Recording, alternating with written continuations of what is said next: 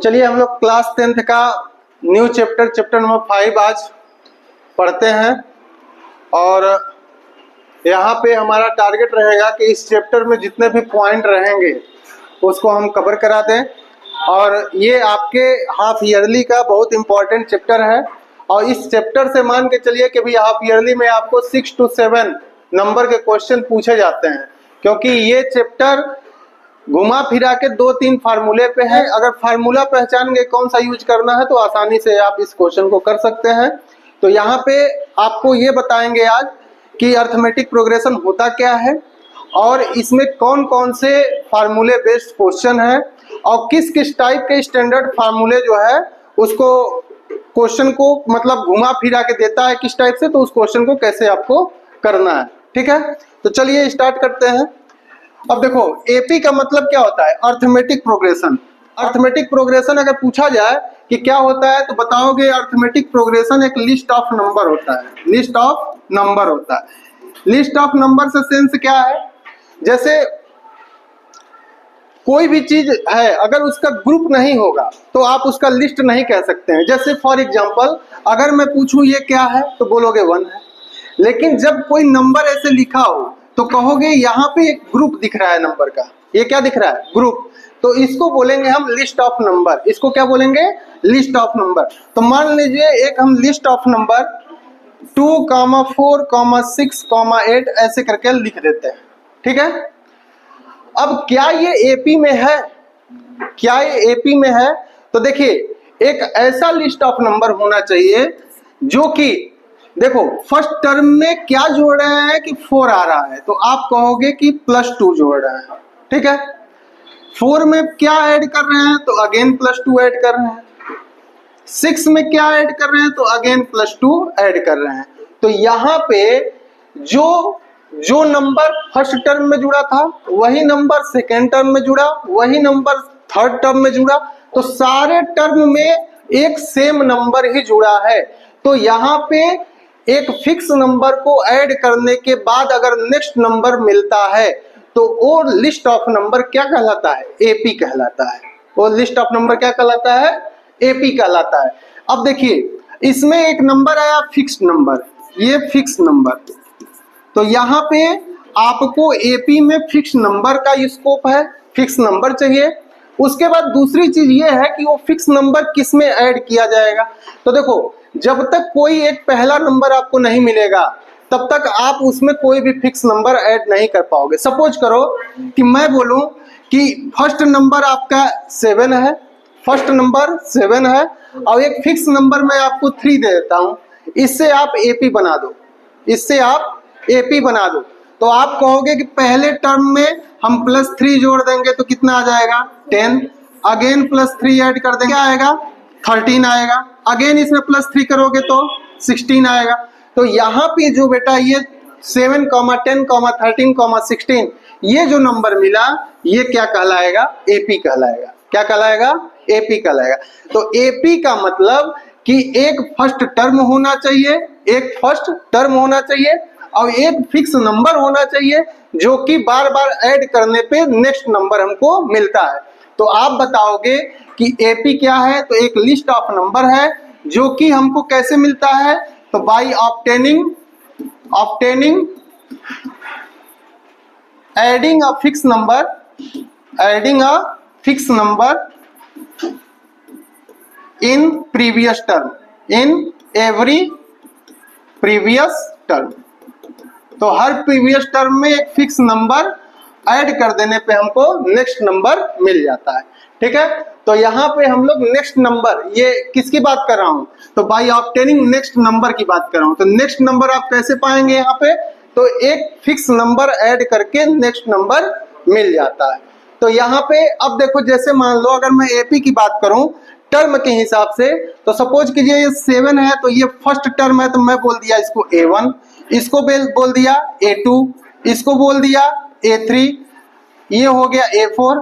ऐसे करके बताओ ये फर्स्ट अगर टर्म है A1, थर्ड टर्म है A3, ऐसे फोर्थ टर्म है A4, तो nth टर्म क्या होगा, तो nth टर्म बताओगे AN होगा। क्या होगा, AN होगा। तो यहाँ पे सबसे पहली चीज तो ये हो गया कि टर्म के हिसाब से आप एपी इस तरीके से लिख सकते हैं, A1, A2, A3 as so as AM। बात समझ में आई? अब यहाँ पे जो आप लोग को 5.1 एक्सरसाइज में पढ़ना है वो क्या पढ़ना है? तो 5.1 एक्सरसाइज में आपसे सिर्फ और सिर्फ यही पूछा गया है कि बताओ कि कौन सा एपी है या नहीं है। एपी आपको पहचानना है कि ये है या फिर नहीं है। तो कैसे पहचानेंगे एपी, उसको भी आप लोग को बता देता हूं। तो देखो, अब जैसे मान लीजिए एक नंबर है 5, 7, 9, 11। अब ये पूछा जाए कि बताओ चेक करो कि ये एपी है कि नहीं है। अभी आप क्वेश्चन इस पे बहुत सारे करेंगे एक्सरसाइज में, बस आपको यहाँ पे इस वीडियो में आपको ये बताना चाह रहे हैं कि कितने टाइप के क्वेश्चन आपको मिल सकते हैं, ठीक है, और किस किस फार्मूले पे बेस होगा वो क्वेश्चन। तो जैसे मान लो अगर ये क्वेश्चन पूछे कि चेक करो कि ये एपी है कि नहीं है, तो आपको क्या करना है कि सबसे पहले सभी नंबर को टर्म वाइज दिखा देना है। जैसे अब ये देखो, ये है A1, ये है A2, ये A3, ये A4। तो यहाँ पे 4 टर्म दिया हुआ है। अब अगर A4 में से A3 को घटाएं तो देखो सबसे पहले आप चेक करोगे A4 माइनस A3। तो देखो ये है 11 और ये है 9। 11 में से 9 माइनस किए कितना आया? 2, ठीक है। अब A3 माइनस A2 करो, पीछे से होके आ रहे हैं। अब A3 माइनस A2 करो, तो अगेन देखो 9 माइनस 2 ये कितना होगा? अगेन 2 आएगा। फिर A2 माइनस A1 करिए तो कितना आ जाएगा? 7 माइनस 5, 7 माइनस 5, तो ये भी आ गया 2। अगर फिक्स नंबर सेम है, अगर ये नंबर क्या आ जा रहा है? सेम है, तो इसका मतलब कि ये लिस्ट ऑफ नंबर एपी होगा। तो यहां बताओगे कि since A4 minus A3 is equal to A3 minus A2 is equal to A2 minus A1, therefore list of number is an AP. Clear है? तो आपको इस एक्सरसाइज में इस टाइप के बहुत सारे क्वेश्चन एपी चेक करने के लिए देता है। हो सकता है कि वो फ्रैक्शन में हो सकता है वो डेसिमल फ्रैक्शन में हो, लिस्ट ऑफ नंबर हो सकता है कि वो अंडर रूट में भी हो। तो आपको सीधा सा कॉन्सेप्ट है कि जितने नंबर देंगे उतने का टर्म आपको दिखाना है, और लास्ट से A4 माइनस A3 करोगे, फिर A3 माइनस A2 करोगे, A2 माइनस A1 करोगे, और सब केस में अगर इक्वल नंबर आया, इवन आपको साइन भी लेना है, तो आप कहेंगे कि ये नंबर क्या है? एपी है, अदरवाइज नहीं होगा। बात क्लियर है? अब देखो, अगर मैं कहूं आपसे कि बताओ कि ये नंबर क्या एपी है?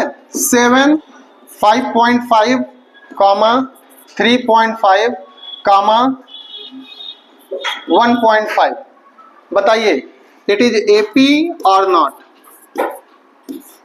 ये एपी है कि नहीं है? बताओ, ये लिस्ट ऑफ नंबर एपी है कि नहीं? जल्दी बताइए इसको, बताइए ये एपी है कि नहीं है? ये नंबर जो दिए हैं आपको, ये एपी है कि नहीं? तो देखने से क्या लग रहा है? एपी होगा, देखने से लग रहा है ना। देखो 7 में से क्या माइनस किए हैं कि 5.5 आया है? 1.5, 1 माइनस करोगे तो 6 आएगा, 1.5 माइनस करोगे तो 5.5 आएगा। अगेन देखो, यहां से क्या माइनस किए हैं? यहां से माइनस हो गया, 1 करेंगे तो 4.5 और कितना हो गया? 2 हो गया। अब यहां करोगे तो यहां भी कितना आ गया? 2 आ गया। तो देखिए इन दोनों का डिफरेंस ऐसा हुआ, ध्यान से देखो, ऐसा है कि यहाँ पे आप जब ये माइनस करेंगे तो डिफरेंस आएगा 2, जैसे फर्स्ट वाला केस आया था 2, इसको माइनस किए तो 2 आया, ये आ गया। बहुत सारे बच्चे 2 ही टर्म को दिखा के ये सोचते हैं कि दोनों केस में 2 आ गया, इसका मतलब ये लिस्ट ऑफ नंबर क्या है? एपी में है। लेकिन आपको जितना भी दिया रहे टर्म, सबको चेक करना जरूरी है, क्योंकि अगर मान लो लास्ट वाला नहीं चेक किए तो यहाँ तो डिफरेंस 1.5 का ही है कि नहीं है? तो अगर आप सिर्फ यही तीनों टर्म अगर चेक किए होते, इट मीन्स यही ऊपर वाला दो, तो बताओ तीसरे वाले में डिफरेंस चेंज आ जाता है कि नहीं आता ना। तो इसलिए आपको जितने भी टर्म दिए हों आप अंत से लेकर शुरुआत तक का चेक कीजिए। अगर A5 तक है तो A5 minus A4, A4 minus A3, A3 minus A2, A2 minus A1, सभी का चेक करना जरूरी है। चलिए अब ये बात क्लियर है, तो नेक्स्ट हम लोग देखते हैं। अब देखो जो वहां पे फिक्स नंबर आया था, फिक्स्ड नंबर, उसी को एक नाम देते हैं हम लोग, उसको बोलते हैं कॉमन डिफरेंस। क्या बोलते हैं? Common difference. अब कॉमन डिफरेंस को डी से दिखाया जाता है। किससे दिखाया जाता है? डी से। कॉमन डिफरेंस को डी से दिखाया जाता है। अब यहाँ पे डी की अगर बात करें तो डी क्या है, तो ध्यान से समझना। जैसे सपोज करो कि कोई एपी है A1, A2, A3 ऐसे AN, ये कोई एपी है, ठीक है। तो कॉमन डिफरेंस क्या होता है?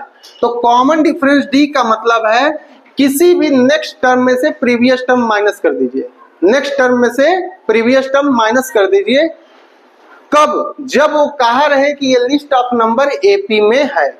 मतलब जैसे अगर हम कहें कि 2, 4, 6, 8 ऐसे करके नंबर दिया है, बोल दिया कि this list of number is in AP, ये एपी में है, तो ये समझ लीजिए कि इनका किसी का नेक्स्ट में से प्रीवियस कर दोगे तो डी आ जाएगा। जैसे आप डी निकालना चाहो तो 4 माइनस 2 भी कर सकते हो, तो 2 आ गया। तो किसी नेक्स्ट में से प्रीवियस माइनस करोगे तो सेम ही आएगा।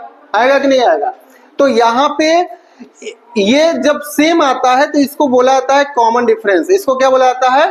कॉमन डिफरेंस, क्योंकि सबका डिफरेंस सेम ही आता है। तो कॉमन डिफरेंस डी अगर निकालना है तो आपको सिंपल में करना है A3 माइनस A2 या फिर A2 माइनस A1 भी लिख सकते हैं आप, next term minus previous term. तो इसको ये भी दिखा सकते हैं कि next term minus previous term, previous term, D is equal to next term minus previous term. बात क्लियर है? अब देखो बहुत लोग के दिमाग में आएगा कि ये एपी क्यों पढ़ते हैं हम लोग, अर्थमेटिक प्रोग्रेशन की जरूरत क्यों पड़ी। जैसे फॉर एग्जांपल अगर मैं कहूं एक लिस्ट ऑफ नंबर है 1, 2, 3, 4, 5, 6, 7 ऐसे करके डैश डैश, ठीक है। यहाँ आ गया 100। क्या आ गया? 100। तो मैं अगर पूछूं कि ये क्या, बताओ ये कौन सा नंबर है, ये कौन सा नंबर है, तो बताओगे कि 1 से स्टार्ट हो रहा है 100 तक जा रहा है। तो आप कह सकते हैं कि that one is natural number. क्या है? नेचुरल नंबर, जो कि आप लोग 4, 5, 6 में पढ़ रहे थे नेचुरल नंबर के बारे में। तो ये आप लोग समझिए कि ये नेचुरल नंबर कहाँ से आया था, तो कहीं ना कहीं इसकी देन अर्थमेटिक प्रोग्रेशन थी। अर्थमेटिक प्रोग्रेशन अगर नहीं होता तो ये नेचुरल नंबर, होल नंबर, जितने भी नंबर सिस्टम आप लोग पढ़ते हैं वो सब कहीं ना कहीं एपी से आता है, ठीक है। अब देखो सारे नंबर देखोगे तो इसमें कॉमन डिफरेंस 1 का होता है। 1 में 1 ऐड किया गया 2 आया, 2 में 1 ऐड किया गया तो 3 आया, 3 में 1 ऐड किया गया तो 4 आया। तो इस तरीके से एक जो है सीक्वेंस लिया गया जिससे हमको तमाम बहुत सारे नंबर्स जो है मैथ में मिलते हैं। तो इसीलिए इसका बहुत ज्यादा हम लोग यूज करते हैं, ठीक है। अभी आप जब इसका क्वेश्चन करेंगे तब आपको समझ में आएगा कि इस एपी का कितना ज्यादा यूज है। तो अभी हम चूंकि इंट्रोडक्शन बता रहे हैं इसलिए कोशिश करेंगे कि इस चैप्टर में जितने भी आपके फार्मूलेज हैं उनको जो हमें पूरा देख लें। तो अब चलते हैं हम लोग सेकेंड फार्मूला, जो कि आपका एक्सरसाइज 5.2 में आता है। उस एक्सरसाइज में क्या आपको पढ़ना है, सेकेंड एक्सरसाइज देखिए। तो सेकेंड एक्सरसाइज में आपको एक फार्मूला मिलेगा। वो कौन सा फार्मूला मिलेगा? तो देखिए अगर मैं बात करूं कि जनरल फॉर्म ऑफ एपी क्या होता है, what is general form of AP. सबसे पहला जो आएगा वो ए आएगा। फर्स्ट टर्म को ए से रिप्रेजेंट किया जाता है, स्मॉल ए से। नेक्स्ट टर्म जो होगा उसमें डी जोड़ेंगे हम, तो ए प्लस डी। अब ये डी क्या होता है, तो कॉमन डिफरेंस होता है, मतलब फर्स्ट टर्म में अगर एक कॉमन डिफरेंस डी जोड़ दिए तो नेक्स्ट टर्म आ जाएगा। फिर उसका नेक्स्ट क्या आएगा, a प्लस 2d, उसके बाद a प्लस 3d। अब ऐसे करके डैश डैश आगे चलता जाएगा। ठीक है, तो आप देखिए यहाँ पे जब हम स्टार्टिंग में आपको एक एपी का सीक्वेंस दिए थे तो वहां पे फर्स्ट टर्म को बोले थे a1, सेकेंड को a2, थर्ड को a3, फोर्थ को a4, ऐसे बोले थे। तो देखो जब a1 की बात किए तो यहाँ क्या आया, a आया, स्मॉल a।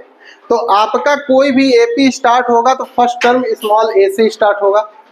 दूसरे टर्म की अगर बात करें तो देखो a2 का मतलब हुआ 1 प्लस a प्लस 1d। जब a2 की बात करेंगे तो a प्लस 1d आया। a3 की बात करेंगे तो a प्लस 2d आया, मतलब एक कम इससे आ रहा है। a4 की बात करेंगे तो a प्लस 3d। तो बताओ अगर हम इसी तरह nth टर्म की बात करें, nth टर्म की बात करें तो क्या आएगा, a प्लस, सब में a है, सारे टर्म में a है तो a रहेगा और प्लस। अब जब 4 था तो क्या आया था, 3, मतलब 3 का मतलब हुआ 4 माइनस 1। 3 का मतलब क्या है, 4 माइनस 1। तो n है तो क्या आएगा, n माइनस 1, क्या आएगा, n माइनस 1, और d सब में है तो ये d आ गया। ठीक है, तो जो आपको एक्सरसाइज 5.2 में पढ़ना है वो एक्सरसाइज 5.2, उसमें सबसे जो इम्पोर्टेंट फार्मूला है वो यही है, nth टर्म। nth टर्म निकालना, तो nth टर्म क्या होता है, तो nth term is equal to a। nth term को क्या लिखते हैं, an लिखते हैं, क्या लिखते हैं, an इज इक्वल टू क्या हो जाएगा, a plus n minus 1d। ठीक है, अब a plus n minus 1d, अब इसमें क्या क्या चीज है तो ये सारी चीज आपको पता चलना चाहिए कि इस फार्मूले में किसको क्या बोलते हैं। तो देखो a को बोलते हैं फर्स्ट टर्म, इसको क्या बोलते हैं, फर्स्ट टर्म। d को बोलते हैं common difference, common difference. n को क्या बोलते हैं, स्मॉल n। स्मॉल n को क्या बोलते हैं बताओ, स्मॉल n को बोलते हैं नंबर ऑफ टर्म। जैसे यहाँ पे अगर बात करें 2, 4, 6, 8, अगर पूछे कितने नंबर ऑफ टर्म है तो यहाँ बोलोगे 1, 2, 3, 4 नंबर ऑफ टर्म है ना। तो यहाँ पे अगर n तक गया है, nth तक गया है, मतलब n नंबर ऑफ टर्म है, तो n क्या है, नंबर ऑफ टर्म। ठीक है, और an क्या है, तो an है nth टर्म। an क्या है, nth टर्म। अगर ये चारों चीज आप क्वेश्चन में गिवन में पहचान लेंगे तो आपको क्या करेगा कि देखो इस फार्मूले में कितने वेरिएबल हैं, तो 1 वेरिएबल, 2 वेरिएबल, 3 वेरिएबल और 4 वेरिएबल। 4 वेरिएबल हैं, है ना, 4 वेरिएबल है। तो आपको क्या करेगा, कोई भी 3 दे दिया रहेगा और चौथा आपसे पूछेगा। तो अब इसमें यही चीज है कि जो वर्ड्स प्रॉब्लम आता है एपी का, उसमें आपको उस वर्ड प्रॉब्लम में ये पहचानना पड़ेगा कि क्या चीज गिवन है और क्या हमसे पूछा जा रहा है। तो जनरली आपको कोई भी 3 दिया रहेगा और चौथा आपसे पूछेगा। ठीक है, तो इस टाइप का क्वेश्चन आप लोग करिए 5.2 का। अब जहां पे प्रॉब्लम आएगी कोशिश करेंगे कि एक वीडियो हम और बना दें जिसमें आपका ये जो इंपॉर्टेंट फार्मूले हैं उससे रिलेटेड क्वेश्चंस हो। ठीक है, अब चलते हैं नेक्स्ट, इसमें देखते हैं कि और कौन सा फार्मूला पढ़ना है आपको एपी में। तो देखो अब 5.3 एक्सरसाइज में, एक्सरसाइज 5.3 में आपको फार्मूला तो एक ही पढ़ना है, लेकिन उसको जो है हम लोग 2-3 तरीके से देखते हैं। जैसे पहला फार्मूला है, अच्छा इस फार्मूले का यूज क्यों करते हैं ये देखो। जैसे सपोज करो एक एपी है 1, 2, 3, 4, 5। ठीक है, अब हम पूछे कि एपी है कि नहीं है, ये बताओ। एपी है, तो एपी है तो अगर मैं पूछूं कि इनमें 5 टर्म हैं, कितने टर्म, 5 टर्म। ओ गेट खोलो जी, गेट खोलो। इसमें कितने टर्म है? 5 टर्म। तो अगर मैं पूछूं कि 5 टर्म का सम कितना होगा, 5 टर्म का सम कितना होगा, तो आप कहोगे 1 + 2 + 3 + 4 + 5, ये 5 टर्म का सम होगा। तो 5 4 9, 9 3 12, 12 2 14, 1 15, कितना आएगा? 15 आएगा।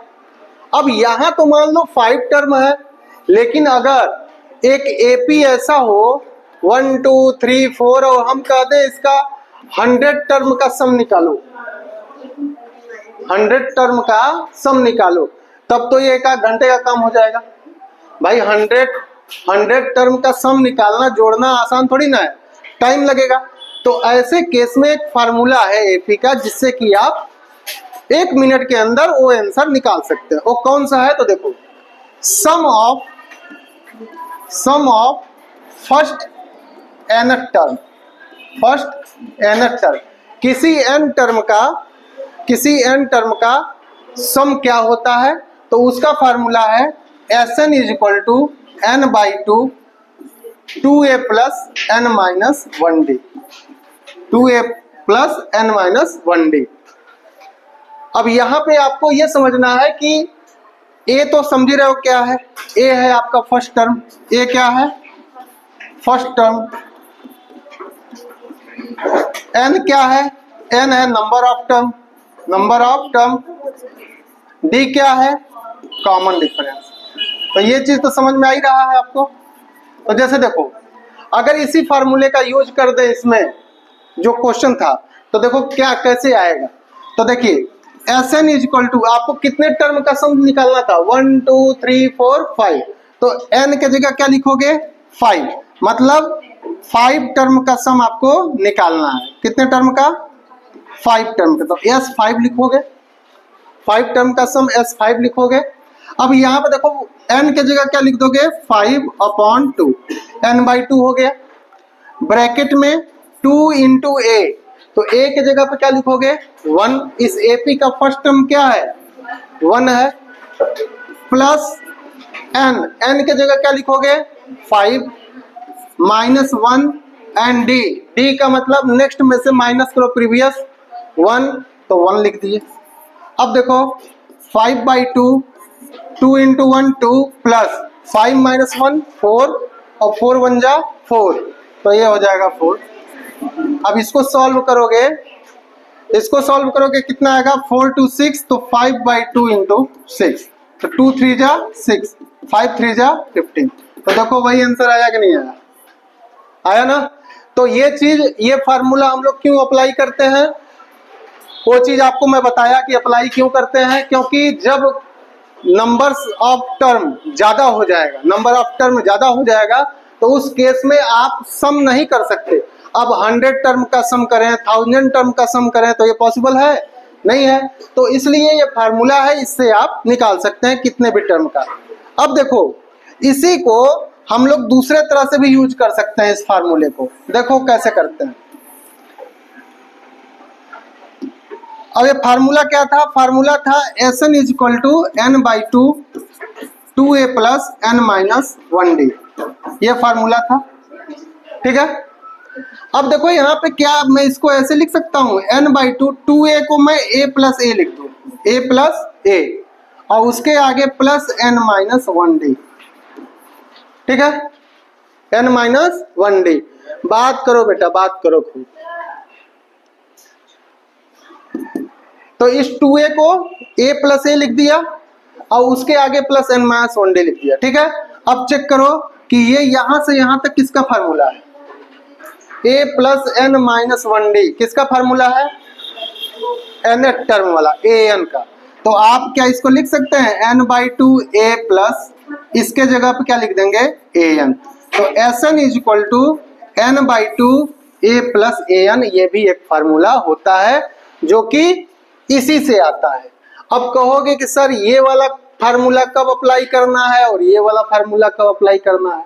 तो देखिए, जब किसी एपी का कॉमन डिफरेंस, फर्स्ट एपी का कॉमन डिफरेंस और नंबर ऑफ टर्म दिया होगा, तब तो आप ये यूज करेंगे क्योंकि इसमें n और d है। लेकिन मान लो किसी एपी का केवल और केवल फर्स्ट टर्म और लास्ट टर्म आपको दिया है, तो वहां पे आप कौन सा फार्मूला लगाओगे, Sn equal to n/2 a plus an। इसमें ये फार्मूला वहां पे लगता है जहां पे गिवन कम होता है।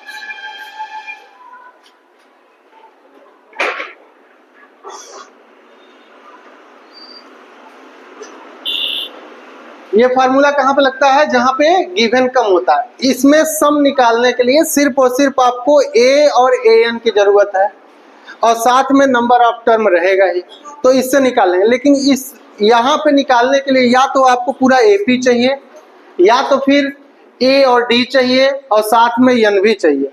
तो यहाँ पे ज्यादा गिवन रहता है और इससे निकालना होगा तो कम गिवन में ही इसको निकाल दोगे। ठीक है, तो यहाँ पे टोटल कितने फार्मूले आप पढ़े, 3 फार्मूले। ये तीसरा फार्मूला है, तो ये 3 फार्मूलों को याद रखिए और इन्हीं 3 फार्मूले पे मैक्सिमम क्वेश्चन आपके AP के बन जाते हैं। तो आप लोग कोशिश करिएगा कि इन तीनों फार्मूलों पे क्वेश्चन करें। हाँ, एक फार्मूला और है आपके NCERT में जो कि रेयरली कभी कभी उस पे क्वेश्चन आ जाते हैं। तो क्वेश्चन किस पे आते हैं बता देते हैं आपको। तो आप 4th फार्मूला इसको यूज कर सकते हैं। 4th फार्मूला आप लोग इसको बोल सकते हैं कि 4th फार्मूला भी इसमें एक है जो कि जिससे क्वेश्चन पूछा जाता है। वो 4th फार्मूला क्या है, देखो जैसे मान लो, जैसे यही वाला मैं क्वेश्चन लूं, मैं बोल दूं कि अगर 3 टर्म का सम कितना होगा, तो 3 टर्म का सम S3 होगा ना। 3 टर्म का सम S3 होगा। तो S3 अगर आपको मालूम है, S3 मालूम है, तो देखो 1 + 2 + 3 कितना होगा, 3 3 6। जैसे S3 दे दिया 6, S3 कितना दे दिया 6, और क्या देगा, और देगा आपको S4। क्या देगा, S4 मतलब सम ऑफ फर्स्ट 4 टर्म। तो ये दिया है 4 3 7 2 9 1 10। ठीक है, तो देखो अगर आपसे जो है 2 सम दिया हो, जैसे S3 दे दिया और S4 दे दिया, और पूछे आपसे कि 4th टर्म बताओ, A4 बताओ, तो ये चीज कैसे बताएंगे आप। तो ये A4 इक्वल टू कैसे मिल सकता है, तो S4 माइनस S3 करेंगे तो देखो A4 मिल जाएगा। S4 कितना है 10 माइनस S3 कितना है 6, इन दोनों को माइनस करोगे तो कितना आएगा 4 आएगा। और A4 है कितना 4 ही है कि नहीं है।